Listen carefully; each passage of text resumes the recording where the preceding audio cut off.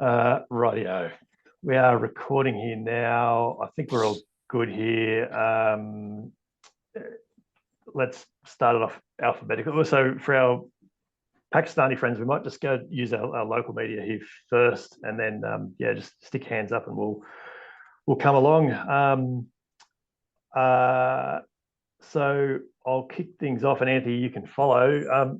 Todd, I guess the obvious question is now, this game this time last year was kick-started your Test career, so it's got lots of meaning. It's got plenty of meaning for you again this year, I'm sure. Yeah, definitely. I think anytime you sort of get a chance to test yourself against a Test playing nation is always a great opportunity. And yeah, last year I have really fond memories of playing against the West Indies at Canberra, and it was nice to have a bit of a taste for it, and had a little bit of success, which was nice as well. And felt like that gave me a bit of confidence sort of heading into the BBL, and then was able to springboard off that into the Indian series. So yeah, it was looking back on the game last year, it was probably a crucial part of sort of my career. Did you feel like at the time through the game that it was like just another first class game, or were you conscious that wickets in this game could actually be really important going forward? Well, I think anytime you're out there sort of competing, it does just feel like another game of cricket. But I think also in the back of your mind, you understand that these opportunities, when they arise, that people can really push their case, and when they put some performances on the board, that it does mean a lot. So it's definitely a bit of both in that. Yeah, cool. Anthea, you want to kick us off? Hey Todd, congratulations on the selection. How important is this game for you in terms of what your summer looks like, I guess, for hopefully Test selection? I think it's a really good opportunity again. Sort of played a bit of Shield cricket now at the start of the season, and I think this is another chance just to build on that and sort of show the selectors what I can do, and get another taste of international cricket against Pakistan, and just keep upskilling myself, and then if there is an opportunity that arises throughout the Test summer, hopefully I'm better placed to try and take it. And like you said before, you had some success here last year. What is it about the Monaco and the Canberra conditions that suit you, you think? I'm not really sure, to be honest. I've only been there once, so I'm not sure if it gets similar this year. Hopefully it does spin a little bit. It's always nice when you got a little bit going for you, but I think it was just nice last year to have a bit of spin on offer, and hopefully again this year it can assist that. And also there's been a bit of injury concern around your shoulder. How is that all feeling? Yeah, it's tracking along all right. Bowled for the first time today in a couple of weeks and got through it all right. So all going well for the remainder of the week. Hopefully I'm good to go for next Wednesday, but confident I will be.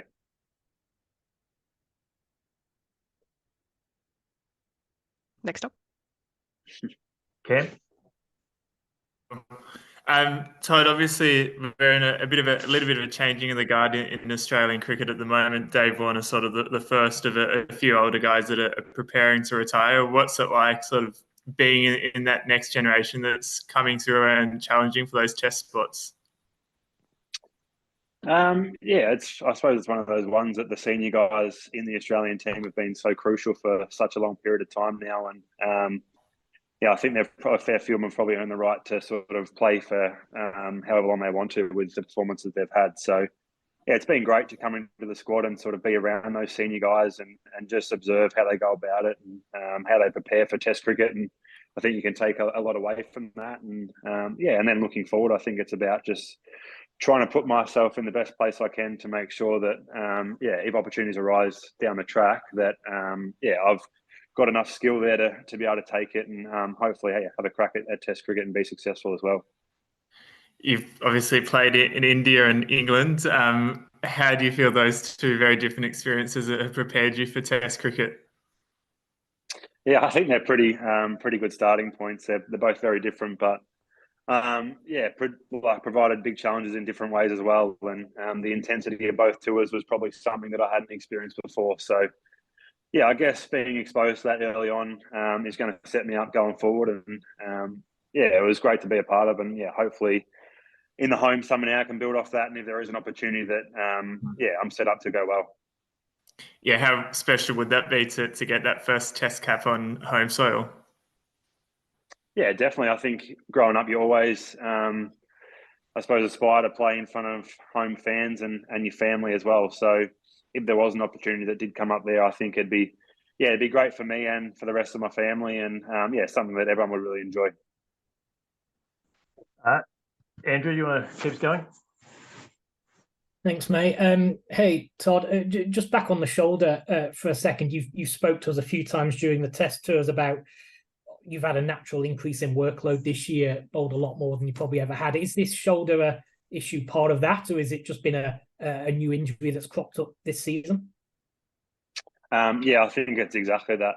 To be honest, it's been a pretty big 12 months and something that I hadn't been exposed to before. So it's just been about trying to manage myself through that. And there's been challenges throughout with a few little niggles. And I think the shoulder's just another one of that. It was sort of, it was a bit flared up after the UK series, and then a few Shield games with high workloads and some one-day cricket. It sort of fatigued a bit, so just used this opportunity to try and give it a chance to settle down and strengthen it back up for hopefully what's going to be a pretty busy summer across the board, and then also some Shield cricket to finish the year. So had in mind that it's a long summer and don't want to burn myself out too early.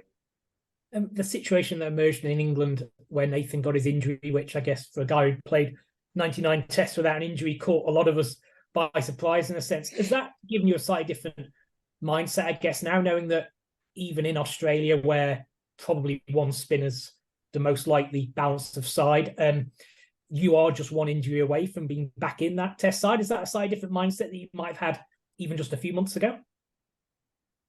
Potentially. I think it's one of those ones that you always want to make sure you're ready. But as you said, Nath's been so durable. So even going over to England, I probably didn't have it in my mind that there would be an opportunity that would arise that would mean that I'd get a game. And obviously, it was really disappointing to see him go down with the injury. But it probably reinforces the importance of having a squad that's ready to perform. So I think for me, it's really important to make sure that I'm in a position that if that unfortunately does happen again, well, fingers crossed it doesn't, but if something does arise that means that I'm called upon, that I'm in a place that I can take it and hopefully be able to go okay. And just the last one, you've bowled against some pretty handy players of spinners this year, firstly in India and then during the Ashes. What do you expect the challenge of bowling to someone like Babar Azam might be like if he plays in this PM's 11 game? Yeah, I think it's another really big challenge.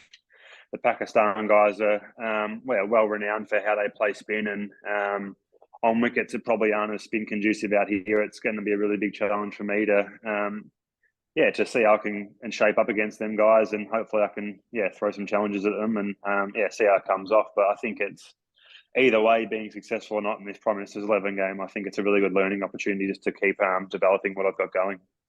Yes, Tom. Thanks, Andrew. Kaylin, did you have anything before I go to our international friends? I'm good. Keep going. Okay, cool.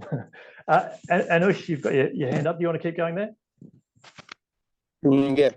Hello, Todd. My question is, Rickey Ponting says Pakistan is popping up with a weak bowling attack. Do you think? Do you agree with this statement? And do you think if this weak bowling attack, this will be the edge for Australia?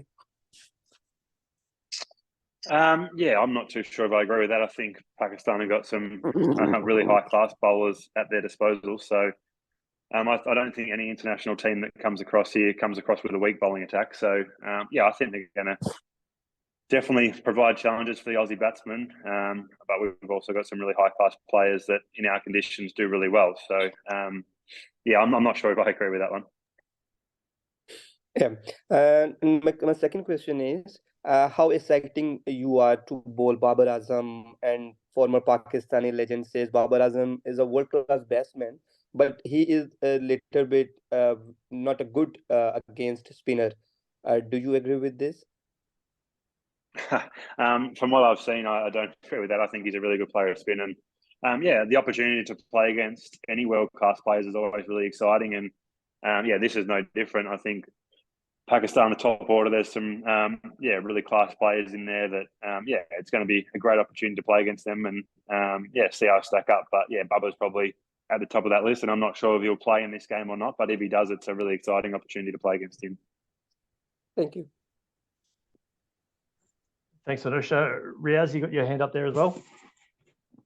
Yes, good afternoon, Murphy. This is Riaz from Dunia TV, Pakistan.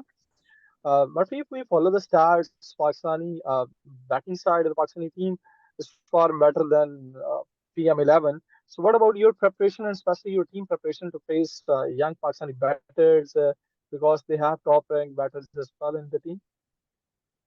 Yeah, I think everyone's preparation's been probably a little bit different, but we've had a really good block of Shield cricket over here with 6 games of red ball cricket sort of leading into the Prime Minister's 11. So I think all the guys that have been picked in the bowling attack are going to come into the game with some really good confidence. And it's another big challenge. Obviously, Pakistan's filled with class batsmen, so no doubt it's going to be a tough opportunity. But I think the guys that are being picked to play are going to be trying their hardest to make sure they can get on top of them.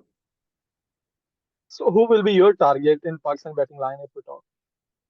As a bowler? I'll take anyone, to be honest. I don't mind who it is, but I think there's going to be plenty of guys that come out in the Pakistan top order that's going to be tough work. So I'm not too picky with if I do get a wicket who it is. Thank you. Good luck. Thank you. Good loaded question there. Neeraj, you're there as well. Did you have anything for Todd?